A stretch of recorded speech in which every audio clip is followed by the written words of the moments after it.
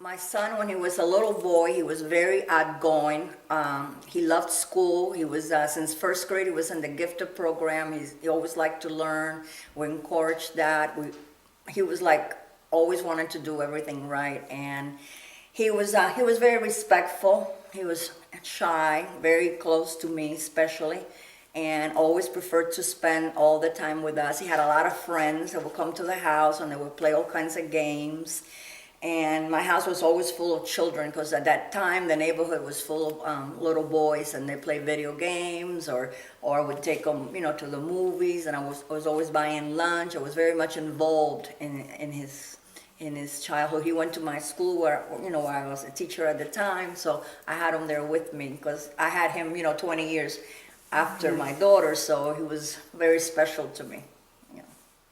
His decision to join the military was a complete and utterly shock for all of us because he never expressed any desire, any conversation at all. His dad and my brother had been in the Navy during the Vietnam War, but we never talked about that they were Vietnam War veterans. We never talked about the Army, the Navy, nothing ever talked about the Army or the Navy. In fact, I always checked off, don't contact them when you get to high school, because I ask you if you can want your child to be contacted for like the reserves and things, and I always said no. So we never once in this house spoke about anything military at all. And like I said, even though my husband was in the Vietnam and everything else, we just never talked about it. It wasn't part of our everyday language. After he joined, then they were sharing, my husband was sharing with him stories and things like that, but it was completely surprised. We don't know why. I think maybe he was thinking about it for a while and finally decided that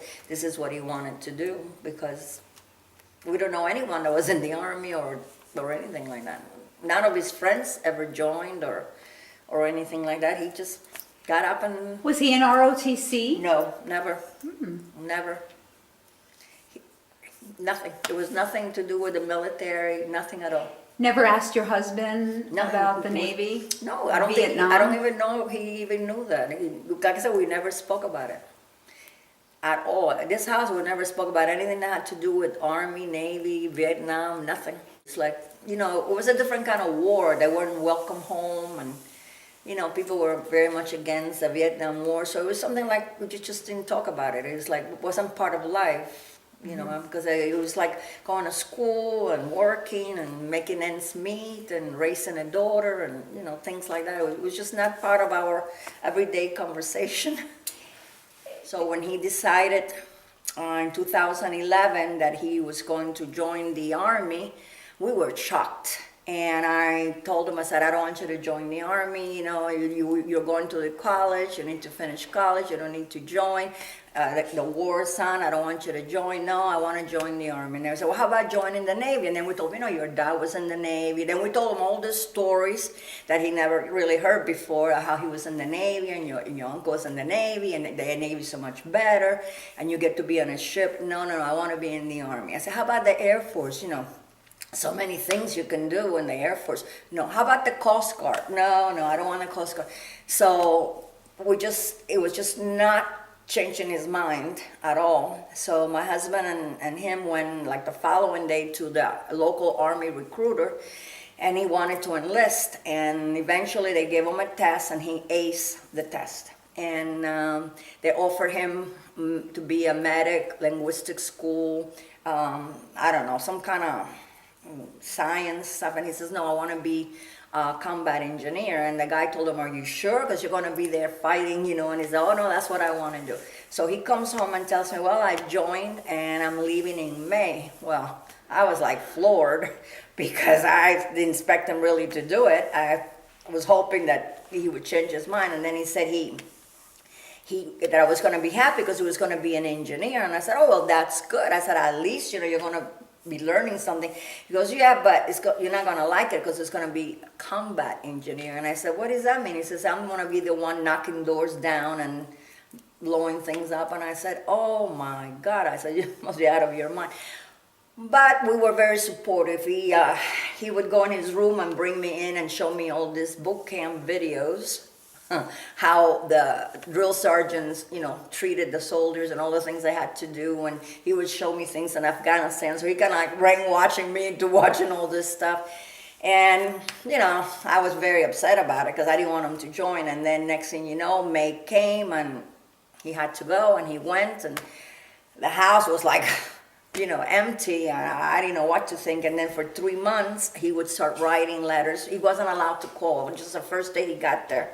He said, I arrived, and that was it, And then he was only allowed to write letters, and I would write letters back.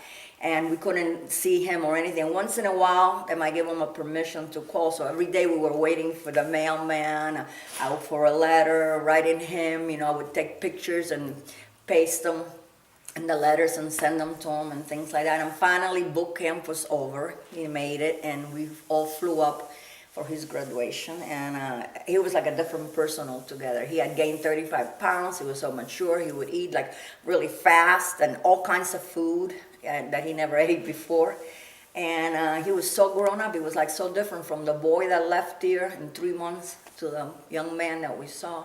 And then he flew up to Minnesota with his girlfriend because she was there. And next thing I know, they got engaged and they got married the following Thanksgiving. And they would come down for Christmas and came down for Memorial Day. And as soon as he left here, he went back to Fort Knox, Kentucky, and he gets deployed. So we flew up there to Fort Knox. We were there for the deployment. It took all day. So it was very tense because all the soldiers were there and the families and everybody's crying, and we thought it was going to be like, now they're going to take them, and by 5 o'clock in the afternoon they were there. So everybody was a little bit more relaxed. And then he left and for Afghanistan, and I was like sick every day thinking about it, the news, and oh my God. And his role was he was the lead driver. He drove a Husky and he was looking for explosives. That was his job. He was the first person to look for explosives. So I was sick every single day, and every time they had the news and this bomb went off and these people got killed, and I was just dreading that. And once in a while I was able to Skype with him, no more letters, but a Skype, and I could see him, but not as often because he would go on missions and things. And then I never forget, I had the weirdest experience. It was August 28th of last year. It was my open house at school. It was a Wednesday. And I was real happy. And I'm walking towards my classroom, and I see this woman soldier walking towards me, holding 2 little kids in the hand. And when I saw her, my whole body just went numb. I got so whippy and so depressed. I don't know what happened to me. And I said to her, thank you for your service. And all I could do is just like, my tears were just running down. For 3 days, I was like that. Every time I thought of the woman, I got very, very upset. That was Wednesday. And unknown to me, the next day, he got blown up by a 500-pound bomb in Afghanistan. He was on his mission, and he was the lead person. And he said to the guys, this doesn't look right. There's no people in the village. Stay back. And the moment it might be an explosive IED, it's in their explosive device.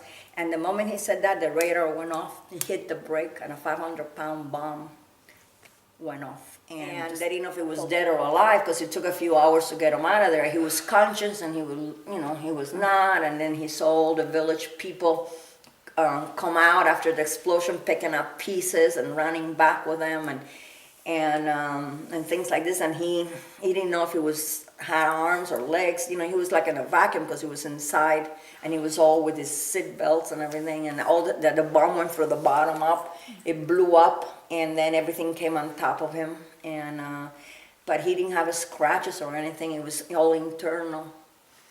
But he so far it hasn't affected him to do his job. It's just that when he did receive injuries to both frontal lobes, and he lost some here. He was blessed that he's alive because it was very hard. I didn't know anything till Saturday, and we were Skyping, and he had sunglasses on, and I kept thinking, why are you wearing sunglasses? And he's talking normal and everything, and he tells me, well, I want to tell you so you don't find out from somebody else. And then he proceeds to tell me the whole story. Well, I was horrified, but because I was looking at him, I guess, and he was talking normal, and he had all his arms and all his legs, and his eyes were all bloodshot. That's why he had to wear those dark glasses, and they had him in a room. And the funny thing was that that same night, that Wednesday night, they had all made different videos, and he made a video for his wife and said, "Oh, I'm gonna be coming home real soon," and things like that. And he said that after the video was over, he just couldn't get back to sleep, and he felt very awkward. He says he's been on many missions before and it didn't bother him, but this one he felt kind of strange, so he stayed up most of the night. And I was having the same problem thinking of that woman soldier, and he was having that, and that happened to him on Thursday, and that happened to me on Wednesday, and the same night he was thinking like that, so we had some kind of connection. And then they sent him to Germany. I got my passport because I didn't know what to expect. And I got my passport ready in one day. We went to visit him when he came back, and when I saw him walk out of that emergency room to greet us, I mean, I couldn't help myself. I just started crying and everything because he looked so good and so healthy and everything. But he has, you know, even though he's completely well and he functions from day one, he's been doing all his exercises and his job and everything. He has damage in both frontal lobes, but not where it hinders him from doing anything. Eventually, might be with therapy, it will be, you know, he's lost some hearing, but it's not easy. It's very difficult. And my friends at school and other friends have been very supportive, you know, when he joined the army, and they always ask me. And then when he got injured in Afghanistan, they're always asking me about him, you know, and they're always sending him my prayers and tell, you know, this and that and the other. So that's the only kind of support I've had him from my family, you know, and it's been helpful, you know, it's been helpful. But it's very, very hard, very hard, you know, because, and there he is, you know, doing from day one that he got back, he's still doing his duty and his physical exercises 5 o'clock in the morning, and he wants to join special forces, and he wants to do this and he wants to do that. He was ready to go back the same day he got blown up, you know, but they told him, no, you can't, so we'll see what happens, but.